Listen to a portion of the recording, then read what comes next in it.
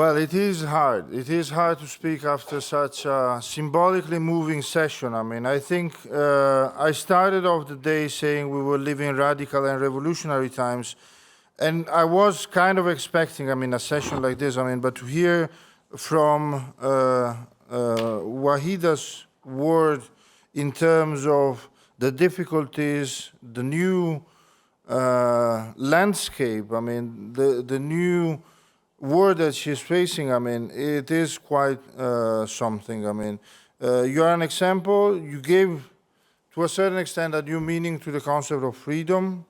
And thanks again, Wahida, Philip, and Jacques for this session. So if I found, yes. So we slowly move back off the playing field because there will be a special session to follow up on this one. It will be a special session dedicated to the question of what role can athletes play in creating positive changes in city. And for that, I had just this as a reflection. I think that sport ambassadors are ambassadors without diplomatic immunity. I mean, it's a question of creating tribes as well. And tribes, says Seth Godin, a strategist, and there is a very brilliant YouTube video, I mean, so just 20 minutes, even less. And he's saying the idea of tribes is about leading and connecting people and ideas. And connecting people and ideas, I think, is really the idea of the network and the very idea inspiring smart cities and sport. The three questions he's asking about leading and connecting people is, who are you upsetting? Because he says, if you are not upsetting anyone, you are not changing the status quo, you are not innovating. The second question is, who are you connecting? And the third question is, who are you leading? It's important, I think, to create this movement, to do something that matters, and to start now. For this special session, we will be having a moderator.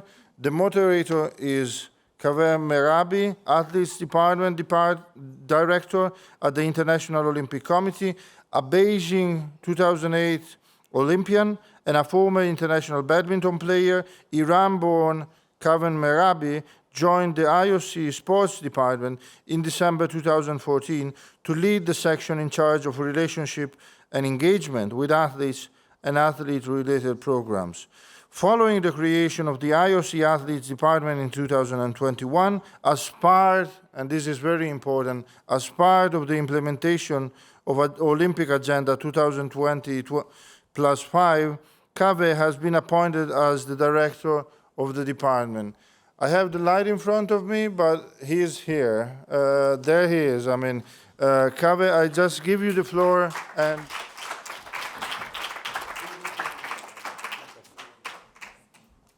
Good evening, everyone. It is true, actually, with the light, it's pretty much impossible to see you. So it's a pleasure to be with you.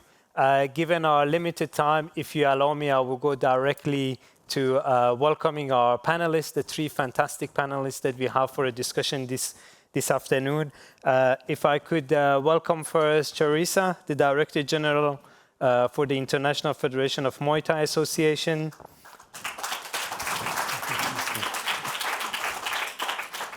Mark Ward, Chief Communication and Marketing Officer for Birmingham 2022 Commonwealth Games. And of course, last but not least, Rai, the international former football player and the 1994 World Cup winner. So, fantastic. Thank you for joining us today. It's all about sport. It's about athletes. It's about connecting sports to the community and hopefully leveraging the connection that athletes can bring in bringing sports to the community. So if I can come to you, Charissa, first. Yeah. You have a very particular program really using the value of the martial art. If you can just give us a bit of an overview of the program. Sure. So from the International Federation of Muay Thai Amateur, we have our program, which we launched in 2011 after we signed an MOU with Peace and Sport. I have a short video that will probably help to explain what it's all about.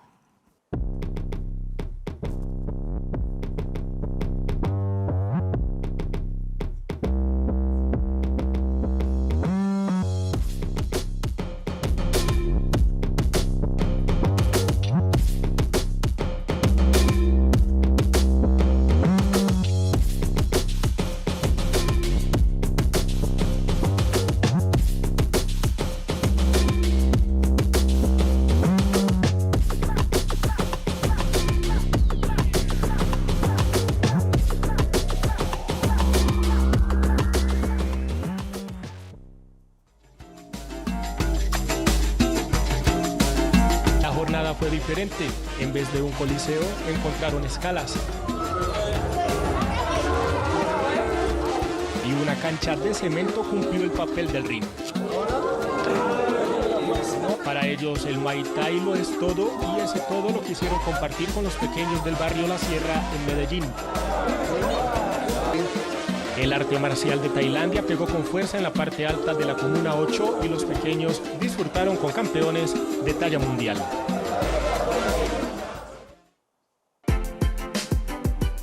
I grew up in a city called Leeds. You know, it can be quite a tough place to live. I was getting in a lot of trouble and stuff, you know, when I was little. Sports or games for me is take the child out of the streets, out of the drugs, especially in Brazil, because that's my reality there. Because I'm in the limelight, I feel like it's my duty to be a role model towards younger people, you know, to keep them on the straight and narrow. That's why I support your gang. We can use the sport and help to take the child off the streets and make a better future for them. I believe it's important for the athletes to be involved with these initiatives because it's the Muay Thai way to give back to the next generation. To use the tools, the wisdom our crews and Ajans have passed down to not only make the next generation of Nak Muay and Nak Muay Ying stronger, but to pass down and preserve the pillars of Muay Thai, which are honor, respect, tradition, excellence, and fair play. So yeah, that's basically just in a nutshell what the Sport is Your Gang initiative does. And as you can see, it kind of aims at, it's aimed at targeting at-risk and marginalized youths, mostly in inner cities. And it's launched in different cities around the world via our national federations. It basically, we want to give a family in sport for these kids rather than having them turn towards violent or deviant behaviors, which in many challenging backgrounds can then lead to a life in crime. So as President Bach said this morning in his opening, sport can save lives. And that's basically at the core and the essence of what we want to achieve with the Sport is Your Gang initiative. And tying in with the topic of our panel is the athletes. That's the key component in our initiative, which is using athletes as the role models and ambassadors to reach these kids, because the kids that we are targeting, I guess it's very effective, the brand of athlete that we have. I think they're easier to reach than, say, by tennis player or golf player. Not saying that, you know, tennis players and golf players aren't tough, but Muay Thai athletes, you know, they have, as you can see, they often come from similar backgrounds, so they can relate. The youth can really relate to these role models, and especially seeing these kind of athletes that come from this background and have had their life changed through sport can be a real life example of the transformative power of sport.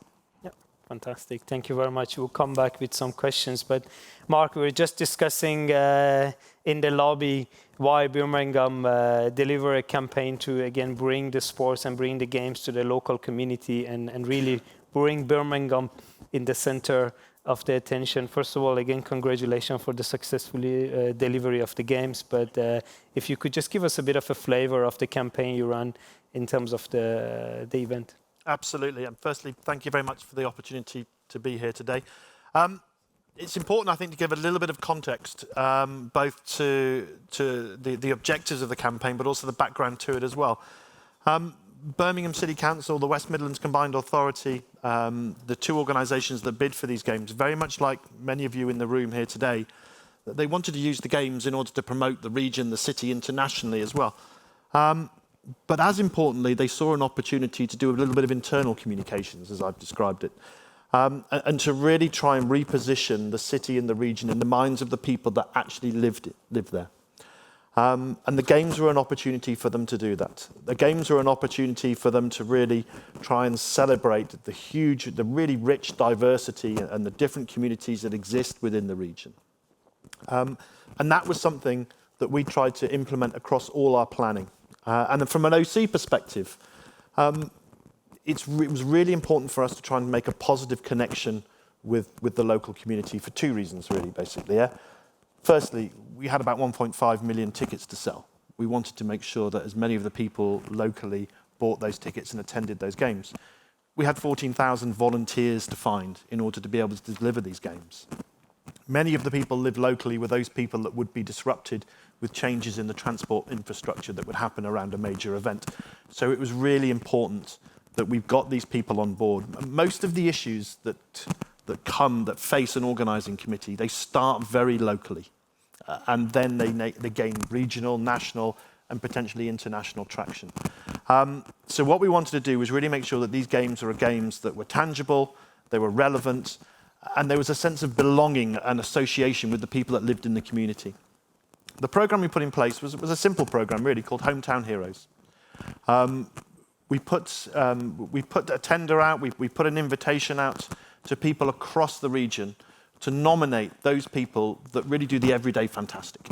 So as much as an event like the Commonwealth Games or the Olympics is about the elite athletes, we really wanted to flip that on its head and to celebrate those people that are working on a grassroots basis, day in, day out, that are having a huge impact locally within their communities. Over 1,000 people were nominated to become one of the 14 hometown heroes. We put together an independent panel made up of each of the different communities from across the region in order to sort of look at each of these different applications and select the 14 people that in many ways became the faces of the Commonwealth Games. So very much like you have your Dina Asher-Smiths, your Usain Bolts, the elite athletes that would come and participate in games of these natures. We had Hasiba, the first hijab-wearing boxing coach in England. We had Ranjit, a wrestling coach from Wolverhampton. We had people that everyone from across the community could relate to and could understand. And in terms of putting that program in place, they very much became the faces of the games. We have a Queen's Baton Relay, which very much like the Olympics is sort of the torch run that travels around the world. Our hometown heroes were the people that really worked, sort of met the Queen, received the baton from the Queen and started it off on its journey around the world. The hometown heroes were the people that were inspiring our volunteers. The hometown heroes were the people that we were using to reach out and conduct national, international media interviews. So they very much became a focal part of the games. And we really looked to try and shine a light on the work they were doing within the community as a way of not only bringing people together within Birmingham and the West Midlands, but also shining a light and saying to people, look, this is what you can do, this is what you can achieve, and if these games are going to do anything from a legacy perspective, then actually, why not get involved in sport? Why not become actively participating in grassroots coaching? Because that's the way that every elite athlete starts. Yeah, that's fantastic. The one point that I wrote down for myself is relating to people and connecting to people, and really congratulations on what you did there, because clearly you achieved it. So, thank you. Rai, you need no introduction. You have done it all. You have won the World Cup in football. You have captained the Brazilian team. Yeah. So that's, I don't know how much further you can go from there. But you didn't stop there. You did a lot more. You wanted to leave a legacy. Speaking about legacy of the event as an event organizer, but clearly you wanted to leave a legacy as an athlete. How did you do it, and how do you do it today? Thank you. I'm very happy to be here. It's an honor to be invited here. And after almost 20 years as a professional footballer, in the end of my career, I start to think what I can give back to the society, what I had in my whole career. And after my career, just even though before the finish my career, I founded a foundation who called it Gol de Letra. It translates like sports for education, education by sports. And then I have a lot of very proud about the results. And it was 23 years ago, more than 25,000 young people passed by our center. And our methodology were spread for many different regions in Brazil. Our one center is one in São Paulo, one in Rio. We spread out as well in Africa. And to talk a little bit about our subject, the athletes involved as an ambassador and investor or entrepreneur, like I feel. I would like to show you a little 4 minutes video from the people who works in Gol de Letra, what they think about have someone in the beginning of this project. Yeah. Olá, meu nome é Sóstenes Oliveira, sou diretor da Fundação Gol de Letra há 20 anos. E eu acredito que o esportista, quando ele participa de um projeto em benefício da cidade, em benefício de uma comunidade, ele traz muita credibilidade para essa iniciativa por 2 pontos principais. Primeiro, pelo histórico que ele tem de relacionamento com as grandes massas de pessoas, né? Principalmente pessoas mais simples. Essa relação que o esporte traz, que o esporte aproxima o ídolo do torcedor mais simples, empresta uma credibilidade muito grande para esse atleta e para suas iniciativas, principalmente as iniciativas sociais.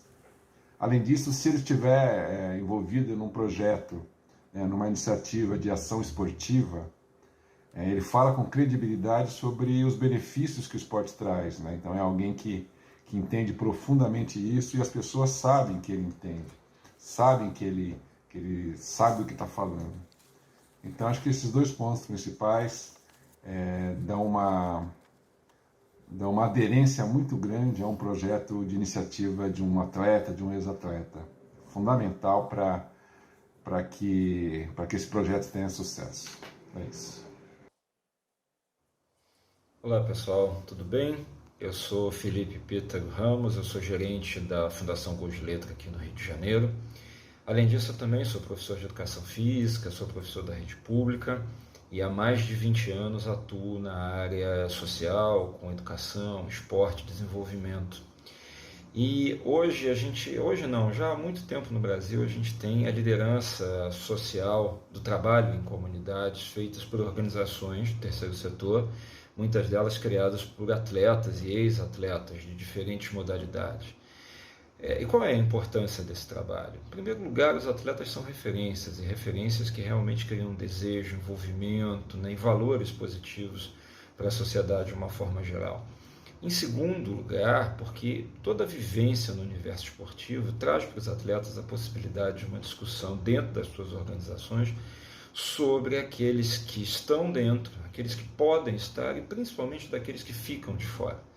Então, essas pessoas elas têm um papel fundamental quando criam organizações e partem para uma atuação, porque de fato a gente chama atenção para elementos que muitas vezes fogem do grande público, que são sensíveis, né, do ponto de vista do desenvolvimento social, humano, que de alguma forma retribuem à sociedade toda a confiança e investimento que foi feito, né, nas suas carreiras, nas suas figuras públicas.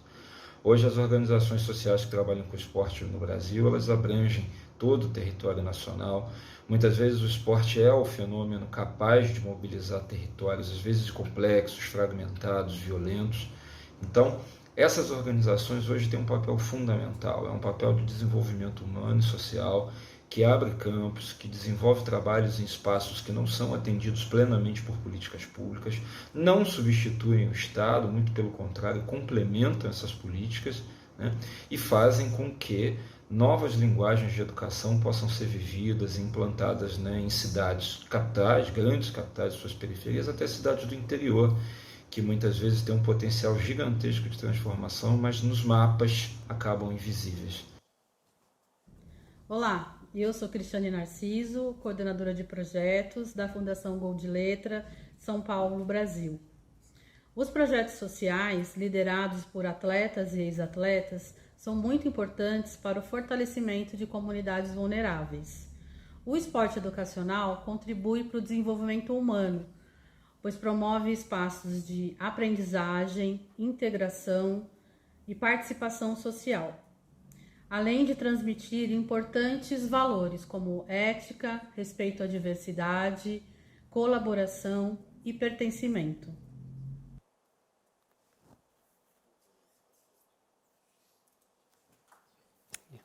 Thank you.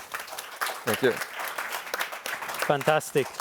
We will not be speaking about sport and certainly not about athletes if we are not constantly thinking about how do we take it to next level, right? You have athletes, they go and win the World Championship or the Olympic Games, and the next week they are thinking about how do I take it to the next level? How do I even get better? So Mark, if I come back to you, if you were about to start the program all from the start again, knowing what you know now, delivering what you have delivered now, how you would take it to the next level? What would you do differently? And also, especially with everyone in the room here, what would you do differently with the city of Birmingham?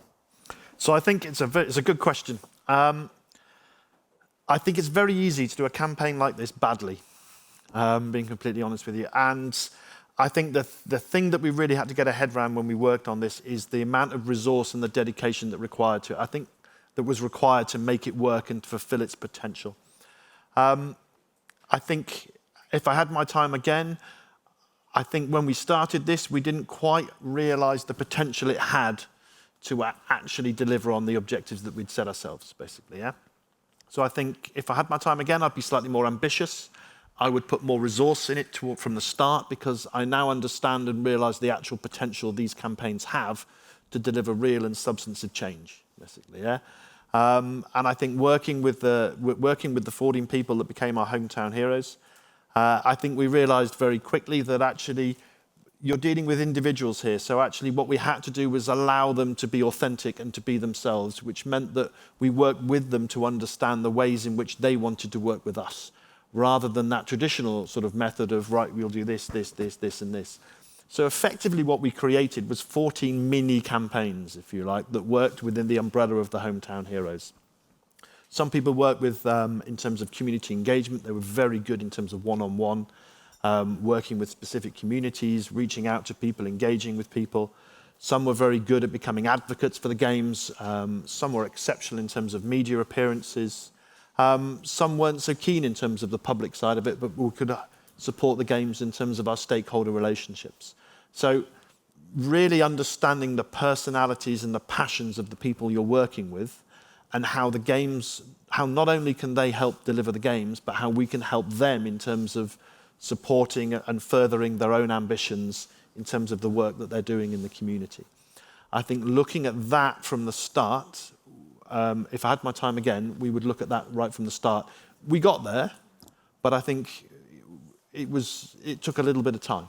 And I think what we have now is a model that you could actually pick up and take somewhere else and go, right, this is how we can use everyday people who are achieving fantastic things within their own communities to really not only support and become advocates for a major event, but also at the same time how this major event can not be this big thing that's sort of untouchable and sort of very remote to the people that live within the communities, but actually something that's having a tangible and positive impact on lives and on benefiting communities across the region. Fantastic. So is it fair to say money well spent?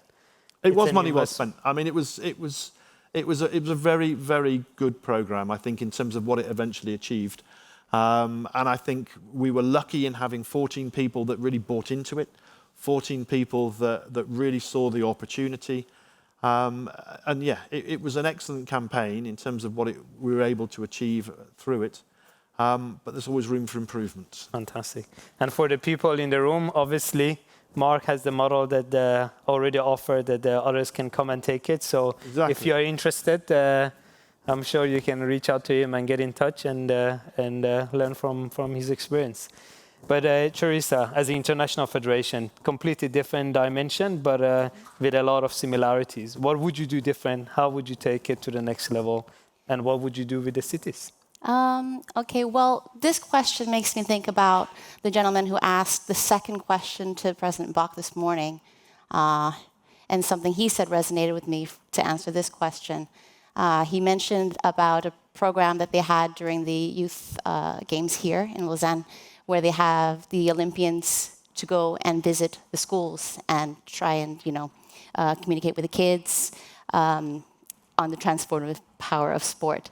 And he mentioned that the program was kind of falling behind because the next generation or the younger generations are losing the motivation to want to get involved.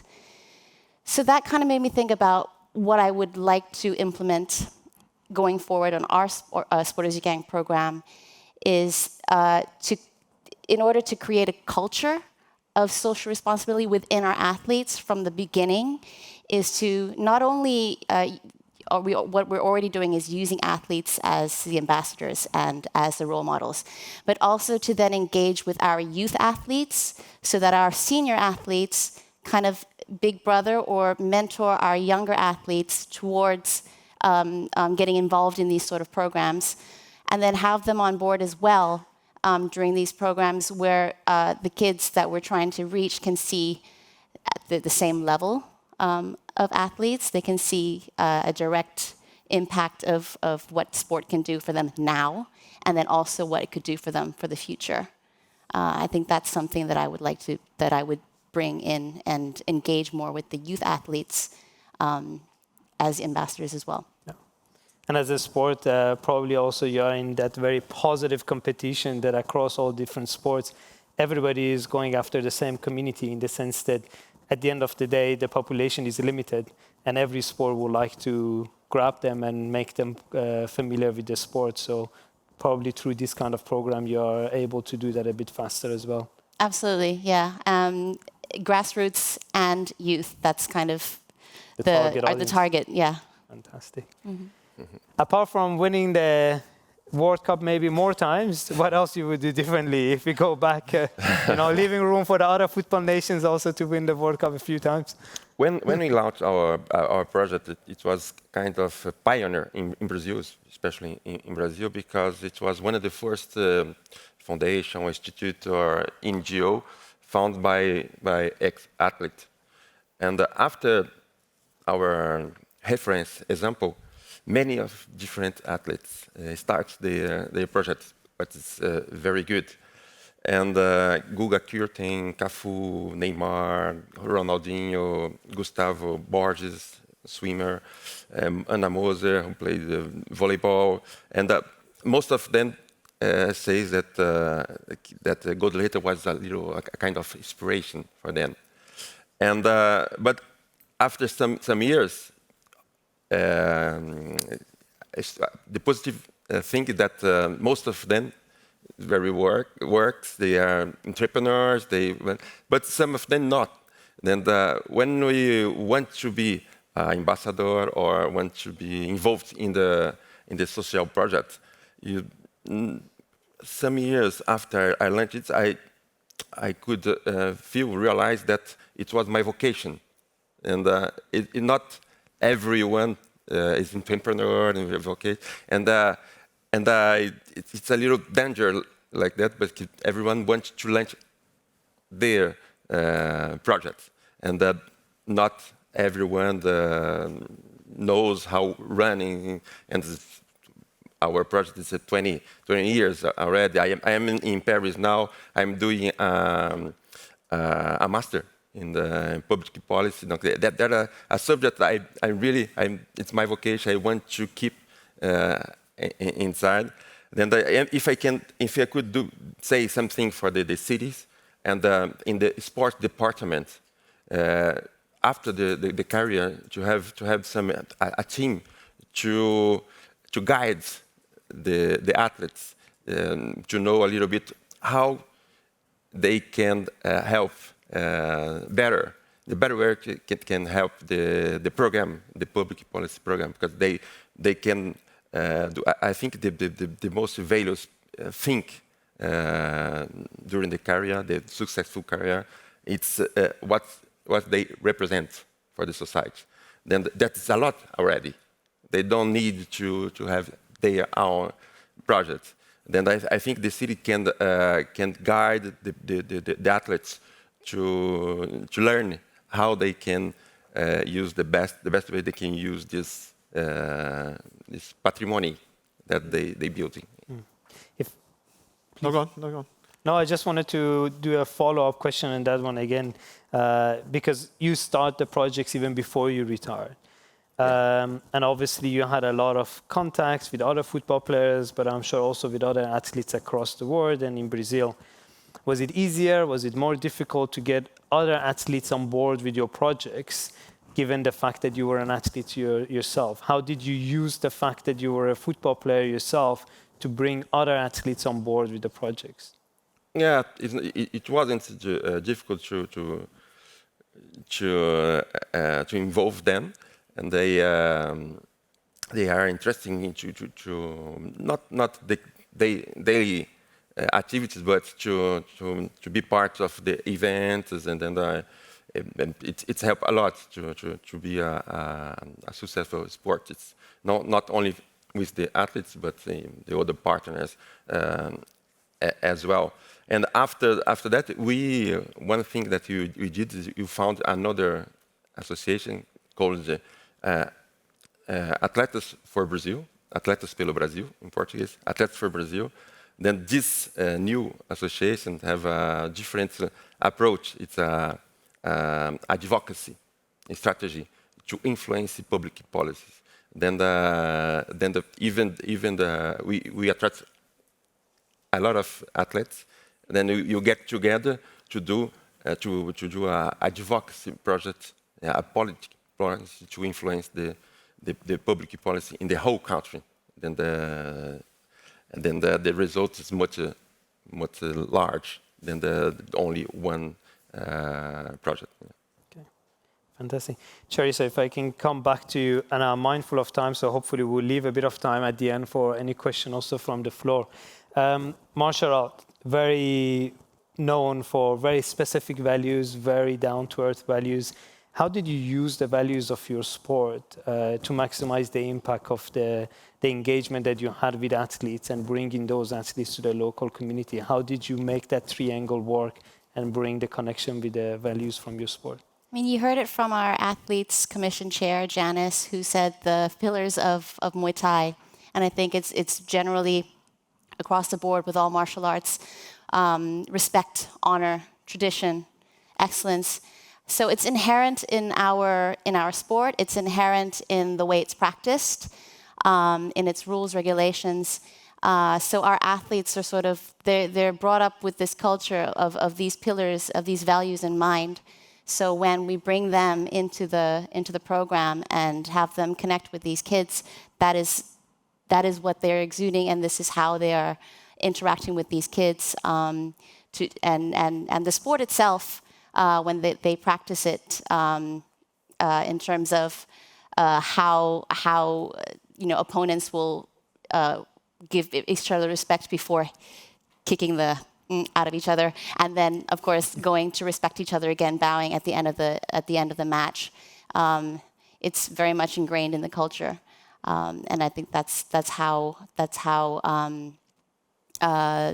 these values really funnel through when we're doing these programs. Okay, great. Again, thinking about the legacy of the event, Mark, you have already given us a bit of an indication of why you did such a program. I think if we think very much old school, one could ask the question, but you are the event organizer, you are the local organizing committee. Why would you do such a project? You know, it would be good to give us a little bit of the provocative insight, and also very importantly, why did you engage with athletes? You know, the campaign, you had the campaign, but what value the athletes brought for you? We engage with athletes at all levels. So, I mean, from a media point of view, we engage with athletes internationally, nationally, you know, and regionally as well in terms of looking to promote the games. But the challenge we have, I think, from looking to sort of from an international elite athlete perspective, is that we get so little time with them that actually how do we use that time in the best way possible, basically, in order to have the largest impact possible. So what we looked to do was to use international athletes in conjunction with other campaigns that we were looking to try and do. So an example would be, you know, as part of our ticketing launch for the regional ticket sort of ballot for the games, we put a program together in conjunction with Sport Birmingham, who are the local sort of organisation that drives participation. We painted a basketball court. So we put a huge, beautiful mural together on the floor of a basketball court in a park in Birmingham, in a very disadvantaged area of Birmingham. The basketball court was never really used, so we've brought it to life. We've given it life again, we've given it colour, we've given it vibrancy. And we brought down international basketball players in order to help us launch that, yeah? But rather than it being a one-off, one-hit wonder, we'd previously worked with Sport Birmingham to say, look, we will pay for the first of these, yeah? But actually what you have the opportunity here to do is to actually look at basketball courts across the city and to replicate what we've done. And this is a programme that's now taking place post-games, is that there are murals being painted on basketball courts all the way across Birmingham, basically, yeah? The idea being that you've sparked interest from the international athletes, you've driven that initial sort of excitement, and now what you're looking to do is to work on a grassroots level in order to try and expand upon that and give it greater reach.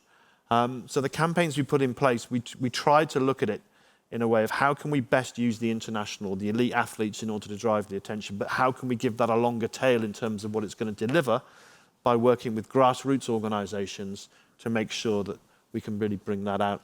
We did similar things, not with murals, but similar sort of campaigns with squash and with other sports as well,